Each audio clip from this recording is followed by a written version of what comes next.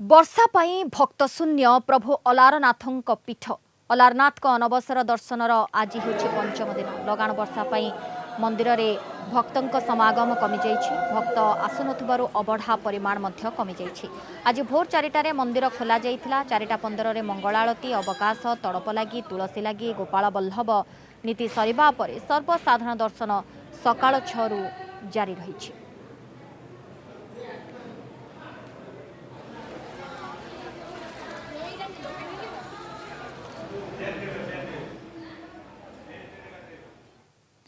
केदारनाथ दास Brahmagiri reporter वर्तमान live रे जोड़ी होती। केदारनाथ चित्र केमती देखुंती केते भक्तंकर भिड़ जमी कह जेहेतु लगाण वर्षा जारी रही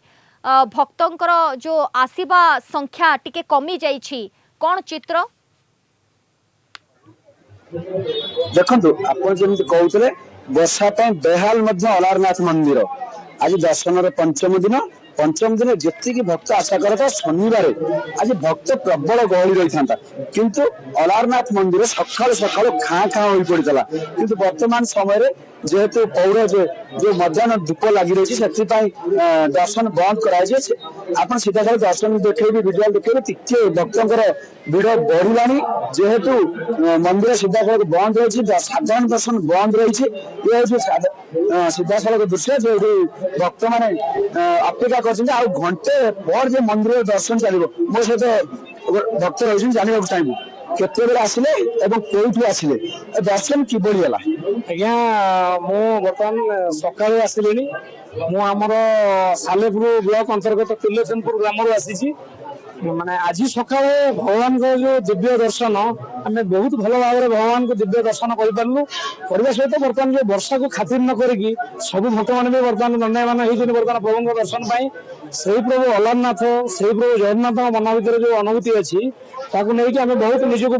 गर्व अनुभव कर प्रभु दर्शन निश्चित रूपे भक्त अनुभव गर्व अनुभव कर मो सहित मंदिर सेवायत रही अधिक आलोचना करवा जानवा चाहिए आज मंदिर सकाल सकाल वर्षा दर्शन पूरा पूरी कला बेला एक ठप होता जेहेतु मध्याह्न धूप दर्शन बंद रही भक्त बढ़ी कि वर्षा दर्शन जो बंद रहा ए कौन कौन प्रभावित है जो भक्तर जहाँ रही आशा कोई ना कोई अधा रहीगला आमर ज्वरपीठ होता भोर 4टारू मंगला आरती तड़प लगी बेश श्री गोपाल बल्लभ धूप अनुष्ठित होता सर्वसाधारण दर्शन वर्तमान जारी रही महाप्रभु द्विपर धूप आरंभ होती भोग मंदिर बंद कराई भक्त दर्शनार्थी बारिकेड मध्यम अच्छा किंतु आज जो भोर भोर वर्षा 2 दिन जाक वर्षा है भक्त मैंने विशेष आसुना जे कि मंदिर टिके खा खा लगी से बहुत व्याघात सृष्टि होती आम जो दीपधारी नीलाम नहीं पार्किंग नीलाम सेवायत मान आनंद बजारा टिके खा खा लगुच किंतु भक्त मैंने आसवे दूरदृष्टि पाग टिके सुखिला रही भक्त मैंने आसवे दर्शन करने दर्शन प्रतिक्रिया शुणुलु भक्तर भिड़ तो जमी किंतु जेते संख्यार भक्त आसवा कथा वर्षा जोगु भक्तों संख्या कमी जाइए। धन्यवाद केदारनाथ आपण सूचना पाई। केदारनाथ दास ब्रह्मगिरी रिपोर्टर संपर्क में अधिक सूचना देउथिले।